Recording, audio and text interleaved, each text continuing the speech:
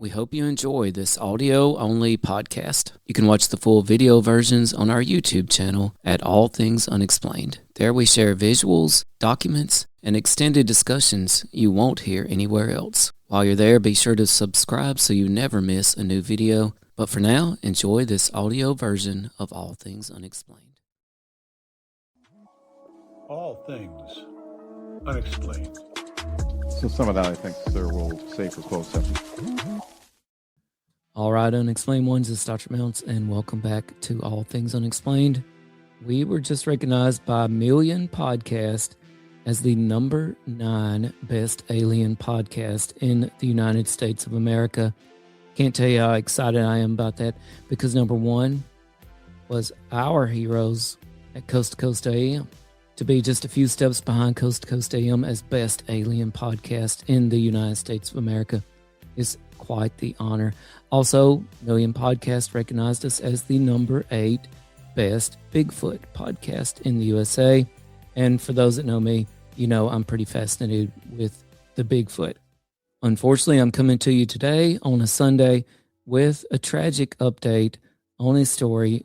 A missing Los Alamos employee has been discovered, and it's unfortunately not the outcome that people were hoping for.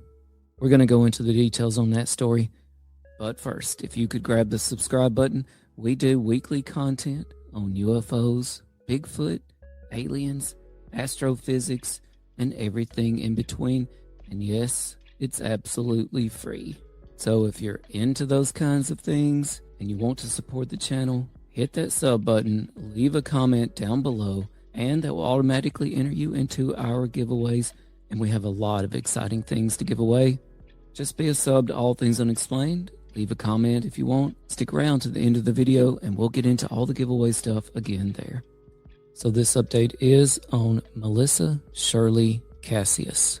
This is from the official New Mexico Department of Public Safety Missing Person Information's page. Melissa went missing on June 26, 2025. Keep in mind, Monica Reza went missing in California on June 22nd, 2025. Melissa was missing from Taos, New Mexico. She was 53 at the time. So going back to around that time, this is a headline from the Taos News. This is stated July 9th, 2025. And this article says, family divided amid the search for missing Los Alamos worker. Surveillance footage from a Talpa home facing New Mexico 518 has verified the last known sighting of Melissa Casias, the Ranchos de Taos resident and Los Alamos National Laboratory employee who disappeared June 26th. Casias was seen walking down the road that afternoon at about 2:15 p.m., roughly an hour after she was seen in a video her family obtained from the John Dunn shops.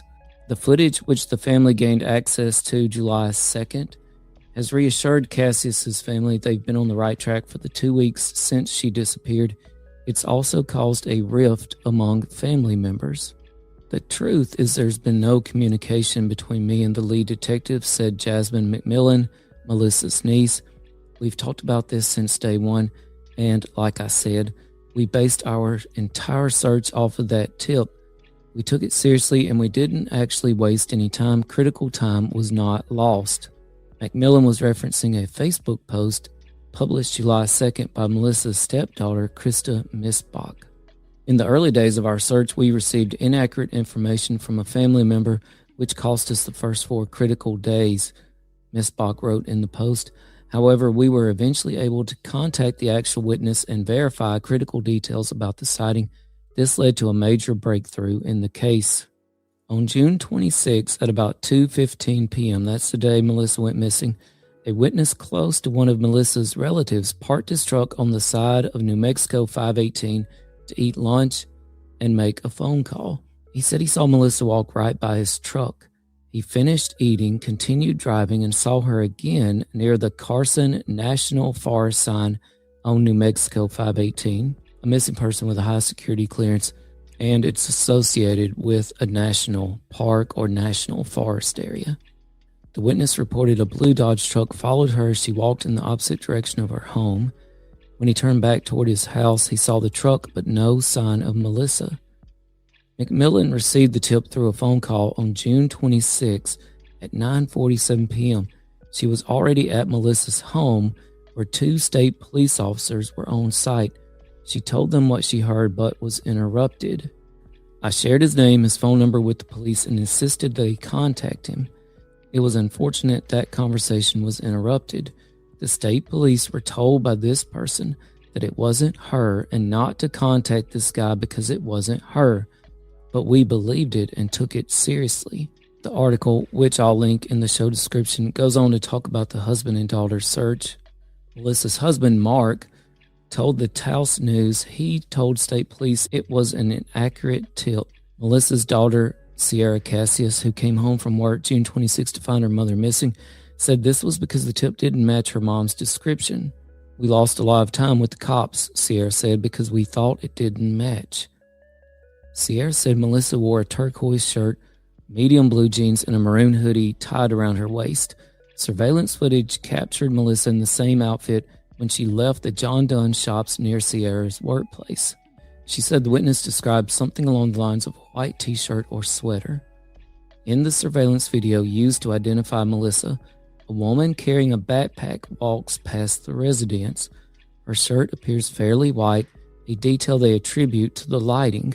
No blue Dodge truck was captured in the 34-second time frame. He said she was staggering across the road like she was hurt or intoxicated, which she's not a drinker, Mark said, adding he doesn't suspect foul play because there were no signs of struggle. Melissa was not a weak lady, Mark said. I mean, believe me, there would have been a fight, but I couldn't see anything. I'm a hunter, so when we went outside, I started looking for tracks. Right away, I started looking to see what vehicle tracks came in and if there was anything strange coming in or going out. If there was a fight, they're going to show tow tracks or hill tracks. Those weren't there. Melissa and Mark worked for Los Alamos National Laboratory as an administrative assistant and Superintendent 3, respectively. On June 26 at about 6:15 a.m., Melissa drove Mark to work, but said she forgot her badge, which she needed for security clearance. She told family she would work from home and delivered lunch to Sierra near the John Donne shops in Taos. She left there just prior to 1 p.m. When Sierra came home, the front door was locked and her mother's car was parked outside.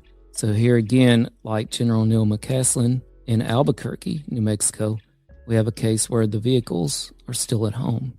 Also like McCasland, the article says inside were Melissa's house and car keys, wallet, work cell phone, and personal cell phone, and both cell phones were wiped. Now, in the McCasland case, we were told that his cell phone was turned off and his smartwatch was left home. We do not know if his cell phone was wiped or not, but I would be very curious to know. The article continues, Sierra's mother helps cash her paychecks, but Sierra found her most recent one left beside some loose dollar bills. Sierra and her father suspect Melissa left on her own volition, possibly due to stress. She bottles things up, Sierra said. She was in a car accident a few and a half years ago, Mark said of Sierra, and there was supposed to be a settlement determined. I guess some other person involved in that deal wanted money too, so they pushed it along. She was planning on that to happen, then all that fell through. Melissa wore a backpack in the New Mexico 518 video, and Sierra believes her mother may have taken a toothbrush, hair iron, and other personal items. They believe Melissa lied about forgetting her badge that morning. I told him what she told me, that she forgot her badge, Sierra said. He was like, no, that's not right, because he saw her swipe in. That's how they have to do it. She's a driver, so she has to show her badge. The article goes on to say the New Mexico State Police investigation is ongoing, with many facts still unknown. According to a private investigator close to the case who asked to remain anonymous, new missing persons cases could take priority over Melissa's case. They said a case getting cold is when you stop getting tips. When you don't get leads anymore, they said, with state police, there's going to be a new crime in Taos. There's going to be another missing person, and they need all of their resources. They really won't spend a lot of time on Melissa's case anymore. Wow, that's really sad.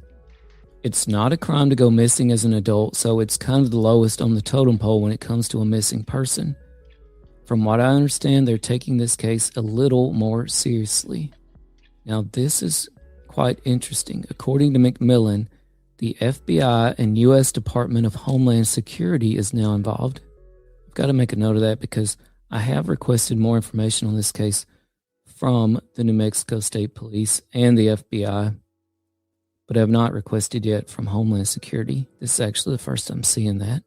Would that automatically be the case because she worked at Los Alamos? I'm just not sure about that. Very interesting information there. I do think that the police have more than what they are able to say, and they've got something they're pursuing, McMillan said. McMillan helped Melissa's parents, Joanne and Jose Mondragon, start a GoFundMe fundraiser to raise tip reward money. Sierra went on to say, "There's nothing that can't be fixed. We're both waiting here with big, wide open arms. We promise we'll figure things out, and this too shall pass." So that was an emotional plea from Melissa's daughter, Sierra, begging Melissa to just come home. We'll figure things out then, and everything will be all right. Unfortunately, this case has ended in tragedy. Headline, May 30th, 2026, on the Taos News. Police confirm body is missing Taos woman.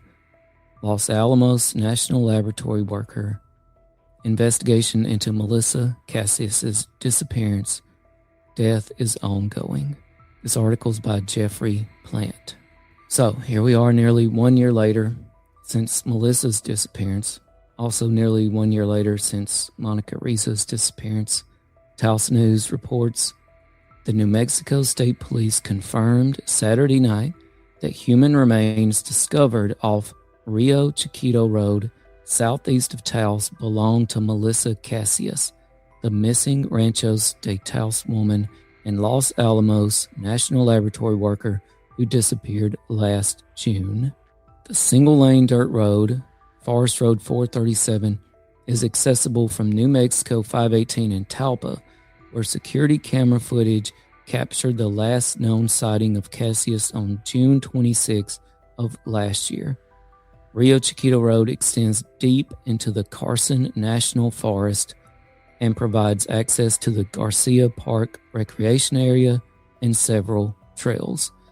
The body was discovered by a hiker in the McGaffey Ridge area of the National Forest. I'm going to pull this up on the map here, and we were just reading in the article from last year. There was footage of Casias walking along 518, and you can see 518 here. And McGaffey Ridge is about halfway down 518, depending on which direction you're coming from. And if we go north on 518, above McGaffey Ridge, which covers this entire area here, west of 518, or a large part of it, we can see the town of Talpa there. Back to the article, it says the Office of the Medical Investigator positively identified the deceased individual as Casias. However, the cause and manner of death have not yet been determined. According to a state police press release, police said a handgun was found alongside the remains. So that's really sad there. Obviously, an indicator of potential foul play or taking of one's own life. The remains will undergo further anthropological examination by the medical investigator, according to state police, who extend their deepest condolences to the Casias and Mondragon families during this difficult time. Jasmine McMillan, Casias' niece, posted an official statement from the family on a Facebook page dedicated to finding the missing wife and mother. We confirm that the remains found in Rio Chiquito are Melissa. There will be more information to come, but what we can tell you now is she was located in an area previously searched. This is a lot to process. Our hearts are heavy, and we fully intend to continue to pursue answers for justice. You know, it seems like we hear all the time in some of these missing person cases where they are found later that it does end up being, for some reason, in an area previously searched.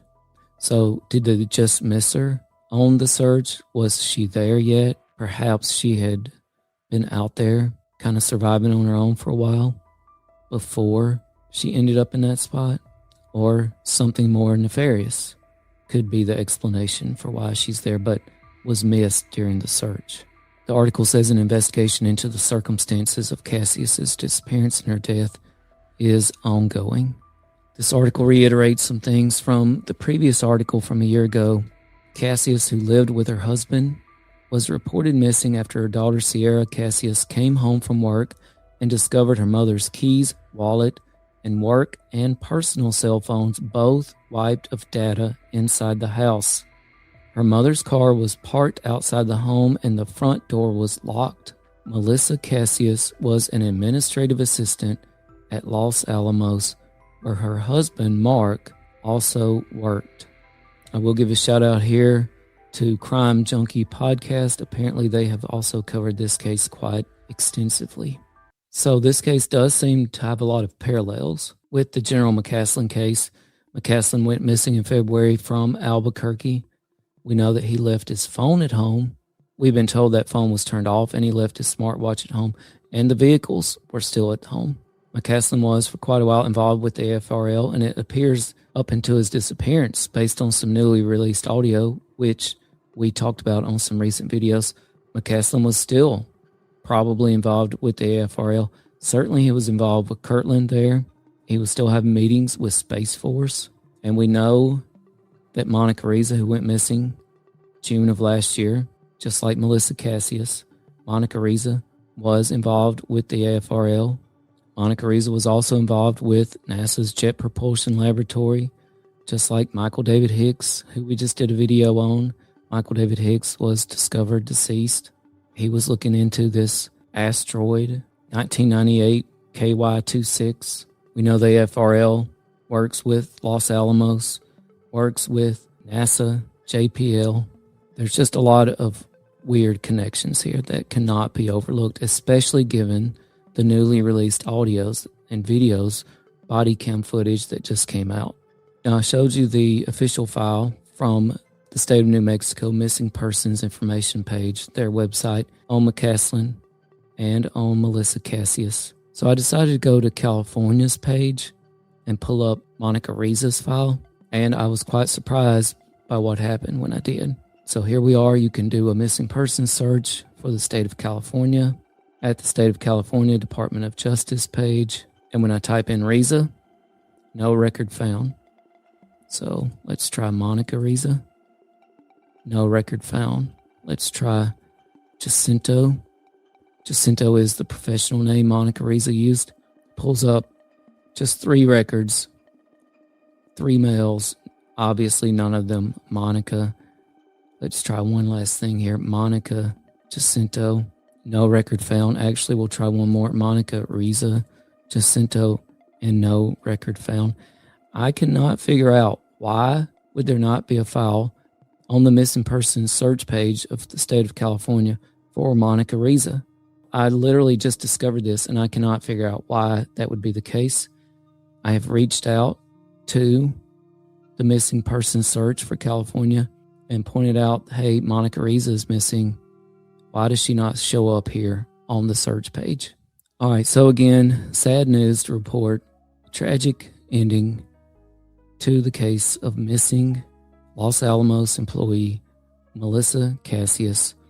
I'm trying to get more information on this case. I was not really aware of it until this morning when John Strader at Swiss Army Uber pointed out this case to me and sent me an article with the sad update. A tragic, unfortunate end to this missing persons case of someone with high security clearance connected to Los Alamos. Monica Reza, still missing from June 22nd, 2025, from the Angeles National Forest, California.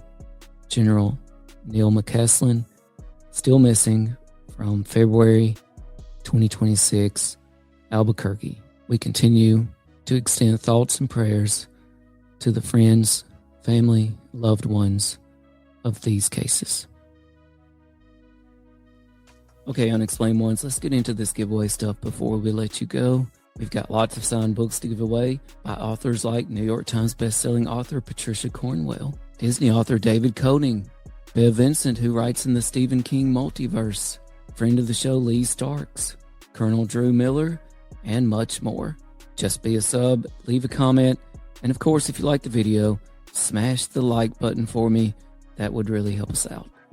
All right, Unexplained ones, this is Dr. Mounts. I appreciate you joining All Things Unexplained. Let's take some time this week, get off our screens, live life in the moment. One of the favorite things I read one time, imagine watching a movie where the main character just sat around looking at their phone all day. That would be a pretty boring movie. Get out there and live life like you're the main character. That's what I'm going to try to do. Let's all go for it. Until next time, stay safe, everybody. Thanks. All things unexplained. So some of that I think, sir, we'll save for closed session.